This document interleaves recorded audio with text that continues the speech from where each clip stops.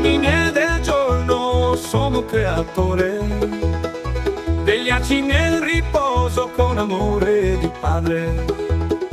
Dona salute al corpo e fervore allo spirito, la tua luce rischiari le ombre della notte.